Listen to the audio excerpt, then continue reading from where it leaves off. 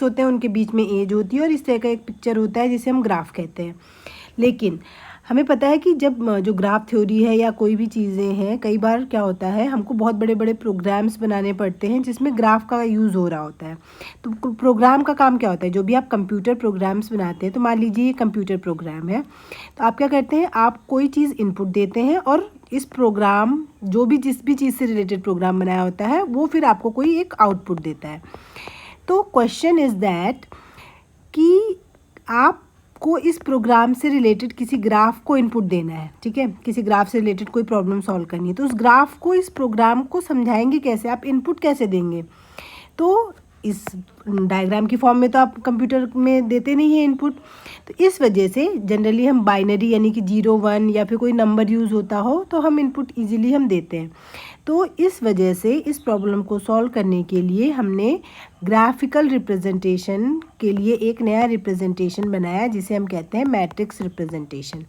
और मैट्रिक्स हम आराम से किसी भी कंप्यूटर प्रोग्राम के लिए input as a input use easily हो जाता है। तो इसीलिए हम किसी भी ग्राफ का मैट्रिक्स रिप्रेजेंटेशन भी पढ़ना ज़रूरी होता है। तो आप समझ लेते हैं कि मैट्रिक्स रिप्रेजेंटेशन कैसे कैसे हो सकता है।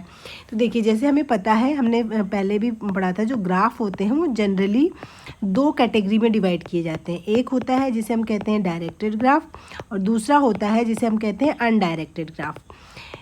डायरेक्टेड ग्राफ में आपको पता है कि जैसे V1 से इस वर्टेक्स से इस वर्टेक्स के बीच में एज है, अगर इसमें डायरेक्शन भी दी हुई है कि V1 से V2 के बीच में जा रही है और इसकी डायरेक्शन ये है, तो अगर डायरेक्शन भी एजेस की दी हुई है तो हम उसे डायरेक्टेड ग्राफ कहते हैं। और अगर ये डायरेक्शन कहीं मेंशन नहीं है, सिंपल सी एक एज ही ड्रॉ करी हुई है, तो उस तरह के ग्राफ्स को हम अनडायरेक्टेड ग्राफ कहते हैं। तो हम पहले अनडायरेक्टेड ग्राफ के मैट्रिक्स रिप्रेजेंटेशन के टाइप्स के बारे में हम बात करेंगे। डायरेक्टेड ग्राफ के भी पढ़ेंगे, वो हम नेक्स्ट वीडियो में डिस्कस करेंगे।